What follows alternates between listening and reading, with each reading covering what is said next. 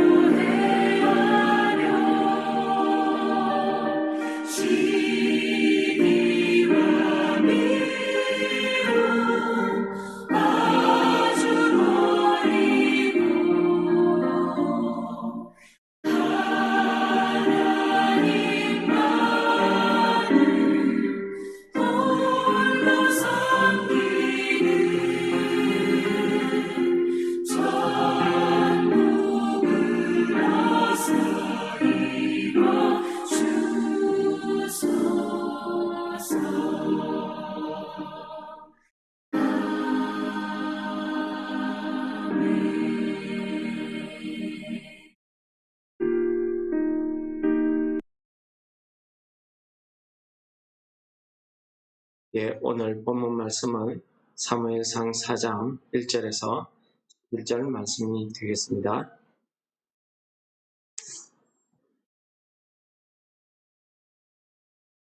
이스라엘은 나가서 블레셋 사람들과 싸우려고 에베네셀 곁에 진치고 블레셋 사람들은 아벡에 진쳤더니 블레셋 사람들이 이스라엘에 대하여 전열을 불리니라. 그 둘이 싸우다가 이스라엘이 블레셋 사람들 앞에서 패하여 그들에게 전쟁에 죽임을 당한 군사가 4,000명 가량이라. 백성이 진영으로 돌아오매 이스라엘 장로들이 이르되 여호와께서 어찌하여 우리에게 오늘 블레셋 사람들 앞에서 패하게 하셨는고 여호와의 언약궤를 실로에서 우리에게로 가져다가 우리 중에 있게 하여 그것으로 우리를 우리 원수들의 손에서 구원하게 하자 하니 이에 백성이 실로의 사람을 보내어 그룹 사이에 계신 만군의 여호와의 언약궤를 거기서 가져왔고 엘리의 두 아들 홈니와 비나스는 하나님의 언약궤와 함께 거기에 있었더라. 여호와의 언약궤가 진영에 들어올 때에 온 이스라엘이 큰 소리로 외치며 땅이 울린지라. 블레셋 사람이 그 외치는 소리를 듣고 이르되 히브리 진영에서 큰 소리로 외치면 어찌 됨이냐 하다가 여호와의 궤가 진영에 들어온 줄을 깨달은지라. 블레셋 사람이 두려워하여 이르되 신이 진영에 이르렀도다 하고 또 이르되 우리에게 화로다. 전날에는 이런 일이 없었도다. 우리에게 하루다. 누가 우리를 이 능한 신들의 손에서 건지리요. 그들은 광야에서 여러 가지 재앙으로 애굽인을 친 신들이니라. 너희 블레셋 사람들아 강하게 되며 대장부가 되라.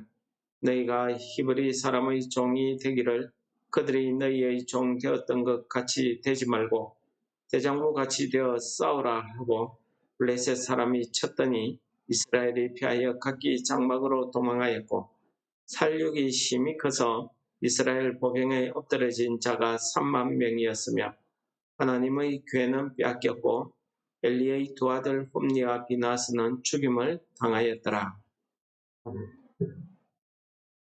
오늘 본문의 내용은 이스라엘과 블레셋 전쟁이 일어났고 이스라엘이 이 블레셋 전쟁에서 이기기 위해서 여호와의 궤를 가져다가 싸움을 했음에도 불구하고 전쟁에 지고 하나님의 언약궤는 빼앗기고 엘리의 두 아들은 죽었다 하는 내용이 오늘 본문 말씀의 내용이 되겠습니다. 이스라엘 백성에게 이 언약궤라는 것은 아주 중요한 의미가 있습니다. 그것은 하나님께서 이스라엘 백성들을 택하실 때에 그냥 택한 것이 아니라 하나님께서 이스라엘 백성들과 사이에 하나님의 말씀, 즉 언약을 맺으셨습니다. 그리고 하나님께서는 그 맺은 언약을 그냥 두지 아니하고 두 돌판에 새겨서 오늘 본문에 나와 있는 궤에다가 넣어서 보관하게 했습니다. 이 궤를 우리는 법궤 혹은 언약궤 혹은 오늘 본문 말씀처럼 하나님의 궤, 여호와의 궤 이렇게 부르고 있습니다.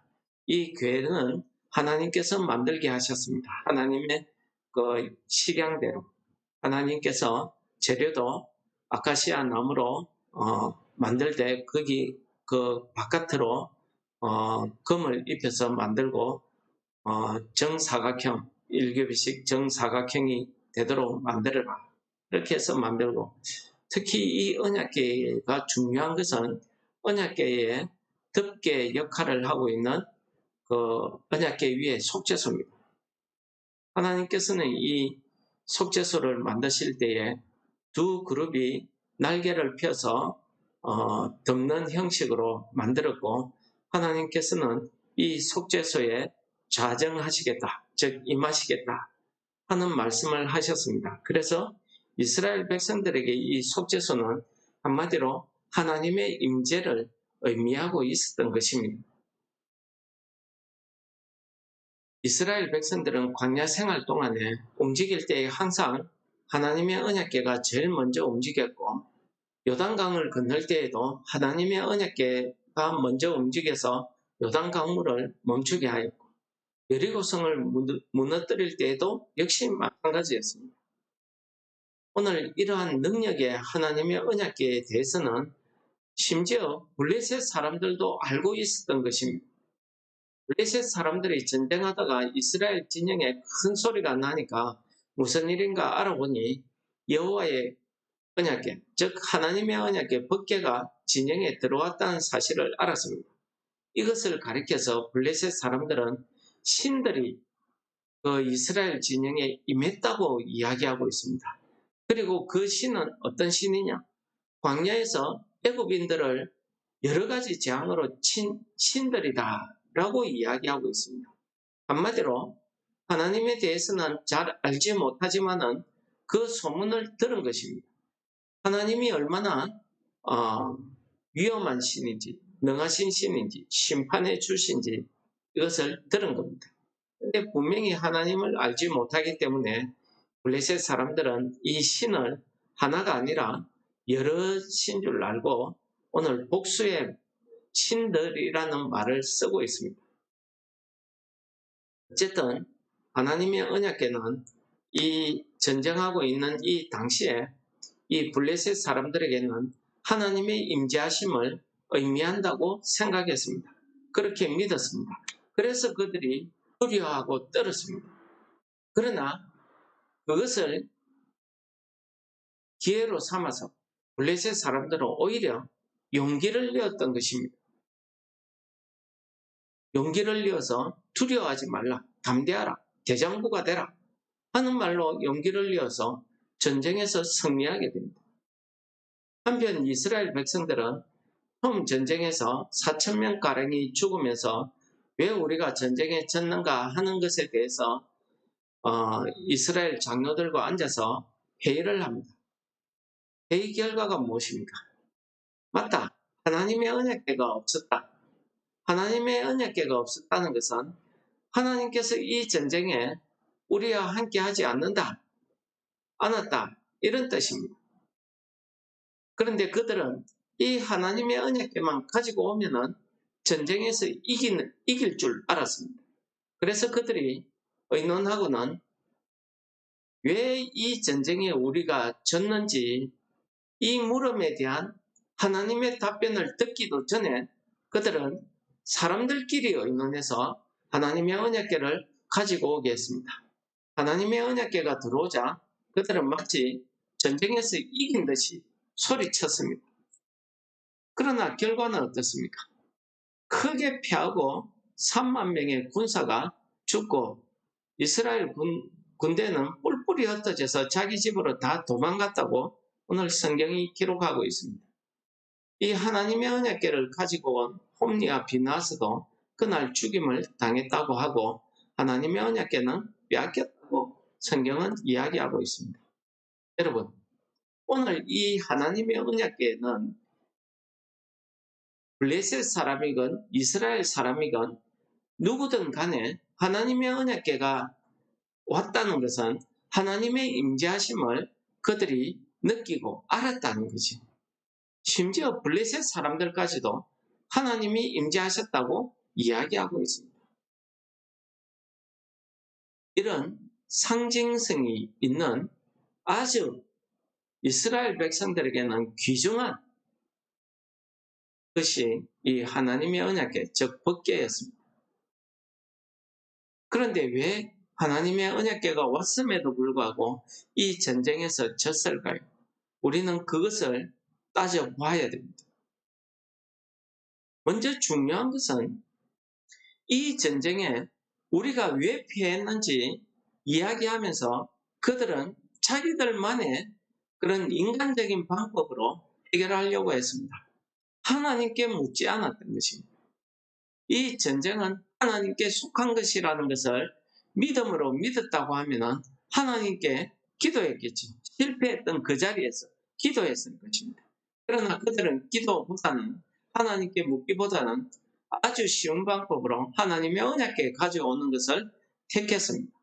예전에도 여호수아 시대에도 전쟁 나갈 때마다 하나님의 언약궤가 앞장서면은 여리고 성도 무너지고 우리가 전쟁에서 이긴 경험이 있거든요. 그런 이야기를 들었거든요. 그래서 하나님의 언약궤만 오면은 이길 줄 알았습니다. 그런데 졌던 것입니다. 이 전쟁은 하나님께 속했다 하는 것을 그들이 깨달지 못했던 것입니다. 하나님의 언약궤는 눈에 보이니까 그들이 아주 귀중하고 아주 중요하게 다루면서 하나님의 언약궤에 따라서 자기들의 믿음이 이기기도 하고 지기도 하고 이렇게 이스라엘 백성들은 생각했던 것입니다. 그런데 왜 그들이 믿는 그 하나님의 언약궤가 왔는데도 불구하고 졌을까요? 우리가 이 문제에서 우리는 문제의 본질을 알아야 됩니다. 하나님의 언약궤가 비록 하나님이 거기에 임재하신다는 그런 상징성을 가지고 있다고 하면은 오늘 문제의 본질은 무엇이겠습니까? 오늘 문제의 본질은 우리가 왜 졌는가 하는 것입니다. 우리가 왜 하나님의 언약궤도 가지고 왔음에도 불구하고 이렇게 크게 졌을까? 이것을 우리는 깨달아야 되는 것입니다. 오늘 본문 말씀은 우리에게 가르쳐 줍니다. 하나님의 언약궤가 물론 우리 믿음, 우리 신앙을 지키고 유지하는 데 아주 귀중한 물건입니다. 아주 귀중한 역할을 합니다. 중요한 역할을 하죠. 그러나 그것이 있다고 해서 하나님이 우리와 함께 하시고 그것을 우리가 귀중히 다루고 우리가 믿음으로 받든다고 해서 우리가 하나님을 섬기는 것은 아니다. 라는 사실을 오늘 말씀이 우리에게 이야기하고 있습니다. 예수님께서는 요한복음에서 이 사마리아 여인을 만나면서 어디에서 예배드리는 것이 중요한가를 이야기하고 있습니다. 그 당시에도 이 유대인이나 사마리아인이나 동이 장소에 중요성을 두었습니다. 그래서 그리심산에서 예루살렘 성전에서 어디에서 예배드려야 되는가 하는 것에 중요한 초점을 맞추었습니다. 그러나 예수님께서는 그것이 중요한 것이 아니라고 말씀하고 있습니다. 하나님께 참으로 예배드리는 자는 하나님께서 좀 더 찾고 계신다 하는 사실을 이야기하고 있는 것입니다. 예수님의 이 대답이 무슨 의미가 있을까요? 그렇습니다. 우리 장소도 중요하고 우리 믿음의 능력이 나타나는 것도 중요하고 방언도 중요하고 성령의 은사도 다 중요합니다. 기도의 능력 말할 것 없죠. 감정 말할 것 없습니다. 모든 것이 다 중요합니다. 그러나 거기에 하나님이 함께하지 않는다고 하면 아무 소용이 없다는 것입니다. 요즘 왜 우리 한국 교회가 세상 사람들에게 손가락질 받고 있겠습니까? 그것은 내가 믿는다는 그 모습, 모양은 있지만 그 능력을 부인하기 때문에. 그래서 경건의 모양은 있으나 경건의 능력은 부인한다고 이야기하고 있는 것입니다. 그 능력이 어디서 오겠습니까? 하나님이 함께 하셔야 되는 것입니다. 이 전쟁에서 이길 수 있는 것은 그들의 병력이나 무기가 중요치 않습니다. 하나님의 언약궤도 중요치 않습니다. 그들이 전쟁에 나가기 전에 하나님께 기도하고 물었어야 되는 것입니다. 아마 이 전쟁에서 보면은 이스라엘 백성들도 블레셋과 전쟁할 만큼의 능력이 있었던 것 같습니다. 숫자로 보나 무기로 보나 능력이 있었으니까 가서 서로 전쟁하겠다고 대우를 늘리고 전열을 가다듬고 그렇게 했죠.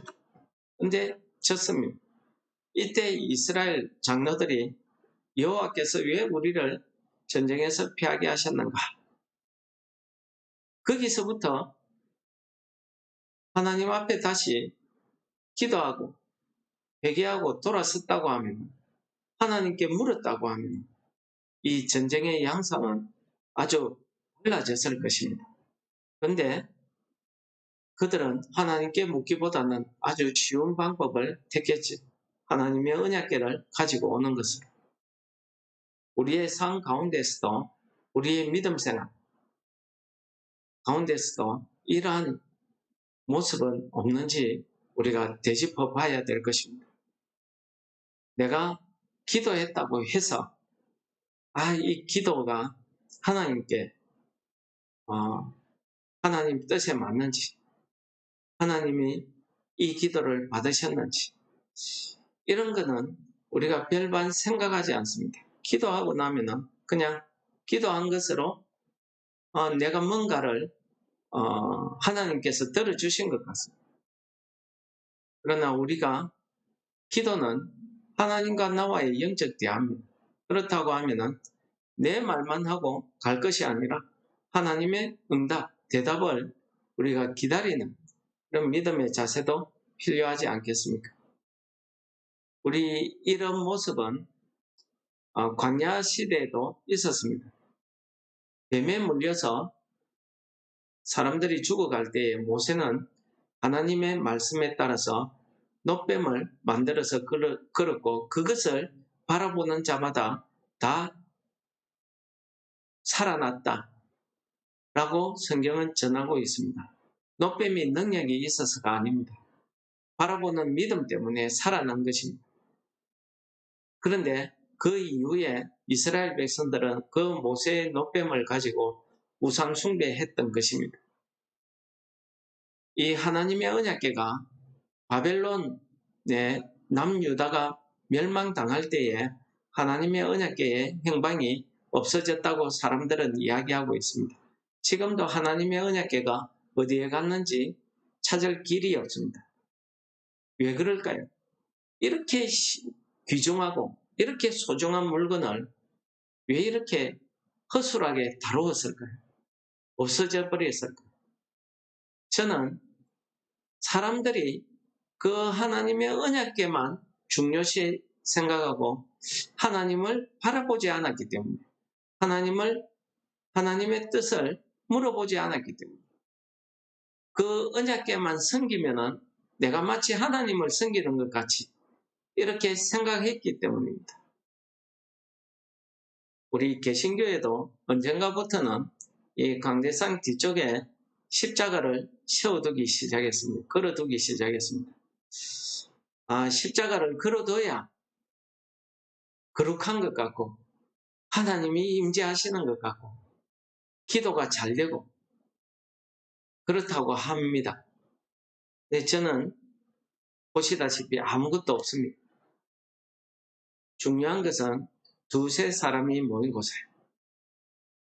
그곳에 내가 너희와 함께 하시겠다 하는 그 말씀을 믿는 믿음으로 두세 사람이라도 모여서 우리가 그 믿음 가지고 기도하는 것입니다. 그 믿음으로 예배드리는 것입니다. 100명, 1000명이 모이면 못하겠습니까? 하나님이 지금 이 자리에 나와 함께 하신다는 그 본질적인 믿음, 그 믿음이 없으면 우리의 드리는 예배에 수천 명이 모인들 아무 의미가 없습니다. 거기에서 뜨겁게 찬송하고 뜨겁게 기도하고 성령의 임재하심을 느꼈다 하면서 그렇게 해본들 아무 의미가 없더라는 것입니다. 왜 그렇게 열심히 믿고 행했는데도 불구하고 돌아서면은 우리에게 성령 하나님이 임재하신 그 능력의 모습 뭡니까? 성령의 열매가 맺혀지지 않는 것입니다. 사랑과 희락과 화평, 온유 이런 게 안 보이는 겁니다. 오로지 방언을 해야 성령이 임한 것이고 방언 못하고 사랑과 희락과 화평, 온유 이런 것 행하는 사람에게는 성령이 없다 생각하는 것이 오늘 이 본문 말씀과 똑같지 않습니까? 상징적인 방언은 분명히 성령께서 주시는 선물이고 성령의 역사함을 우리가 깨닫게 되는 아주 귀중한 은사입니다. 그러나 그렇다고 해서 우리가 성령이 함께 하시는 분이니까 저분의 생활이 하나님을 믿는 사람처럼 어렵고 거룩하다고 우리가 말할 수 없죠. 왜 그렇습니까? 그냥 이 이스라엘 백성들처럼 언약궤만 있으면 되는 거예요. 하나님이 있는지 없는지, 하나님을 믿는지 안 믿는지 이런 건 상관이 없고 그냥 방언만 하면 되는 거예요. 그러나 우리의 로마서에서 바울 사도가 이야기하지 않습니까? 여러분들은 이 세대를 본받지 말고 오직 마음을 새롭게 해서 하나님의 거룩한 뜻이 무엇인지 분별하라. 그렇게 되어야 우리가 드리는 예배가 참 영적인 예배가 된다라고 이야기하고 있습니다. 여러분, 오늘 본문 말씀은 우리에게 우리의 믿음이 무엇인지를 묻고 있습니다. 우리의 믿음이 겉으로 드러나는, 나타나는 것에 집중하다 보면은 우리는 정말 본질적인 문제, 정말 이것이 하나님의 뜻인가? 정말 내가 이렇게 말하는 것, 이렇게 행동하는 것, 이렇게 살아가는 것이 정말 하나님을 믿는 사람의 모습인지 우리가 되돌아보는 그런 한 날 되시기를 축원합니다. 하나님 아버지 감사합니다.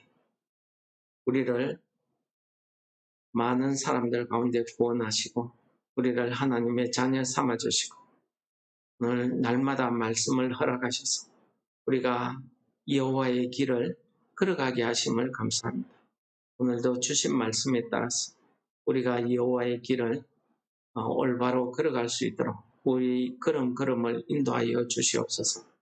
우리의 삶이 눈앞에 보이는 것에 치우쳐서 하나님을 잊어버리지 않도록 우리의 믿음을 더욱 강하게 붙들어 주옵소서.